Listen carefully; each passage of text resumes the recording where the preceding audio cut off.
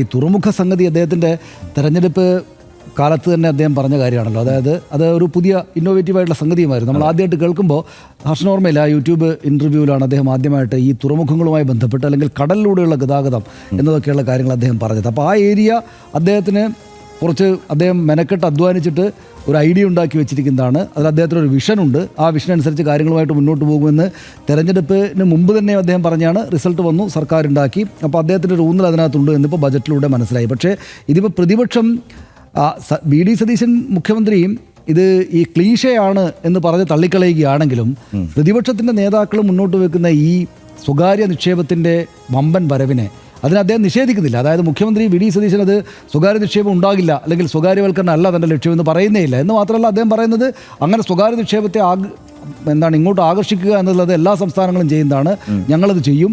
ഈ പഴയ കാലത്തുണ്ടായിരുന്ന സംഗതികളെല്ലാം തള്ളിക്കളഞ്ഞല്ല മുന്നോട്ട് പോകുന്നത്, ഞങ്ങൾ അതിനു വേണ്ടിയിട്ടല്ല വന്നിരിക്കുന്നത്, ക്ലീഷേ ഡയലോഗുകൾ അടിച്ചിട്ട് കാര്യമില്ല എന്നാണ്. പക്ഷേ അപ്പോഴും നമ്മുടെ ഒരു പ്രശ്നം എന്താണെന്ന് വെച്ചാൽ, അതായത് ഈ തീരദേശം കടൽ എന്ന് പറയുന്നത് ഇപ്പോൾ ഈ കാലത്ത് കൂടുതലായിട്ട് തന്നെയും കടൽ എന്നത് ഓരോ നാടിൻ്റെയും ഏറ്റവും വലിയ സമ്പത്താണ്, ഏറ്റവും വലിയ പ്രധാനപ്പെട്ട ഒരു കാര്യമാണ് എന്നത് കടൽ തീരവും കടലും എന്നുള്ളത് ഒരു ലോകത്തെമ്പാടുള്ള ഒരു ഇപ്പോൾ നോൺ ഫാക്റ്റാണ്, എല്ലാവർക്കും അറിയാവുന്നൊരു കാര്യമാണ്. അപ്പോൾ അവിടെ ഒരു ഭരണാധികാരി അദ്ദേഹത്തിൻ്റെ ഐഡിയ അനുസരിച്ച് കാര്യങ്ങൾ, അതായത് സംസ്ഥാനത്തിൻ്റെ ആകെ സാമ്പത്തികമായിട്ടുള്ള അഭിവൃദ്ധിക്ക് ഉതകുന്ന സംഗതികൾ നടപ്പാക്കുന്നതിൽ തെറ്റൊന്നുമില്ല.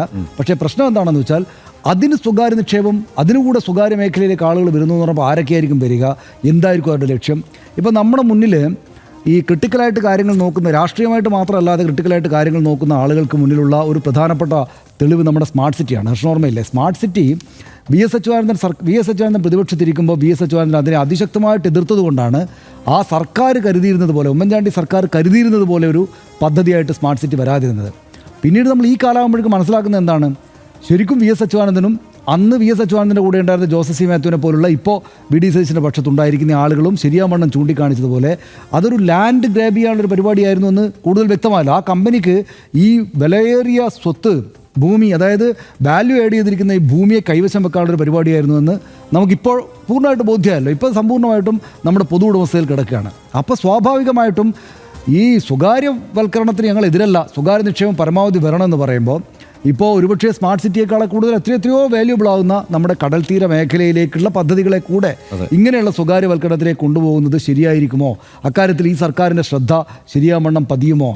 ഈ സർക്കാർ അതിന് വേണ്ടുന്ന, ഇപ്പോൾ വി എസ് അച്യുതാനന്ദ സർക്കാരൊക്കെ ചെയ്തതുപോലെ അതിന് വേണ്ടുന്ന നമ്മുടെ കാര്യങ്ങൾ മുഴുവനായിട്ട് അടിച്ചു കൊണ്ടുപോകാതിരിക്കാനുള്ള തട വെച്ചിട്ടായിരിക്കുമോ ഈ കാര്യങ്ങളിലേക്ക് പ്രവേശിക്കുക?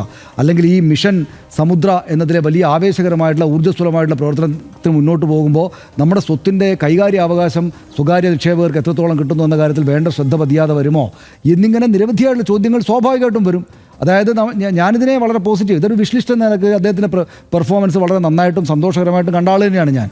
അപ്പോൾ അദ്ദേഹം ഈ പറയുന്ന സിനിമാ മേഖലയിലൊക്കെ ഇപ്പോൾ എം.ടി. വാസുദേവൻ്റെ കാര്യമാണെങ്കിലും സലീം കുമാറിൻ്റെ കാര്യമാണെങ്കിലും കൊച്ചിയിൽ സിനിമ കേന്ദ്രമായിട്ട് സംഗതികൾ വരുന്നതായിട്ടെങ്കിൽ ഇങ്ങനെയുള്ള പ്രഖ്യാപനങ്ങൾ വളരെ വളരെ സന്തോഷകരമാണ്. ഇപ്പോൾ മോഹൻലാലും മമ്മൂട്ടി അടക്കമുള്ള ആളുകൾ വന്നിട്ട് ഈ കാര്യങ്ങൾ പറയുന്നത് എന്തുകൊണ്ടാണ്, എം.ടി. വാസുദേവൻ്റെ മകൾ വന്നിട്ട് പറയുന്നത് എന്തുകൊണ്ടാണ്? ഇതെല്ലാം പ്രഖ്യാപനം എന്ന നിലക്ക് വളരെ സന്തോഷകരമായിട്ടുള്ള കാര്യമാണ് സർക്കാർ പ്രഖ്യാപിച്ചിരിക്കുന്നത്. പ്രത്യേകിച്ചും 10 വർഷം ഭരിച്ചൊരു സർക്കാരിന് ശേഷം കുറേ ചെറുപ്പക്കാരനായ മുഖ്യമന്ത്രി വന്നിട്ട് ഇങ്ങനെയൊരു വളരെ ഊർജ്ജസ്വലമായിട്ടൊരു ബജറ്റ് പ്രഖ്യാപിക്കുമ്പോൾ അതിനകത്ത് തള്ളിക്കളയാവുന്ന കാര്യങ്ങൾ അധികമൊന്നുമില്ല, സന്തോഷകരമായിട്ടുള്ള കാര്യമാണ്. പക്ഷേ പ്രതിപക്ഷം വന്നിട്ട് സ്വാഭാവികമായി എതിർപ്പോട് കൂടി തന്നെ ചില കാര്യങ്ങൾ കൂടെ മുന്നോട്ട് വെക്കുമ്പോൾ അവർ, പ്രത്യേകിച്ചും തോമസ് ഐസക് എഴുതിയ പോസ്റ്റർ ഞാനിപ്പോൾ വായിച്ചത്, അദ്ദേഹം ഇതൊരു ആഗ്രഹ ചിന്ത എന്ന നിലക്ക് പൂർണ്ണമായിട്ട് തള്ളിക്കളയേണ്ടുന്ന കാര്യമൊന്നും ഇല്ലാത്ത ഒരു ബജറ്റാണെന്ന് അദ്ദേഹം എഴുതിയിട്ടുണ്ട്, ആ മട്ടിൽ എഴുതിയിട്ടുണ്ട്. അതായത് അങ്ങേയറ്റം എതിർക്കേണ്ടതെന്തെങ്കിലും അതിനകത്തുള്ളതായിട്ട് അദ്ദേഹം കാണുന്നില്ല. പക്ഷേ ഇത് എങ്ങനെയാണ് ഈ കാര്യങ്ങൾ ഇംപ്ലിമെൻറ്റ് ചെയ്യുക, ഇതിൻ്റെ ഫോക്കസ് ഈ സ്വകാര്യ നിക്ഷേപത്തിലേക്ക് വന്നു കഴിഞ്ഞാൽ ഇങ്ങനെ ആവില്ലേ എന്നൊരു പ്രശ്നം അതിനകത്തുണ്ട്.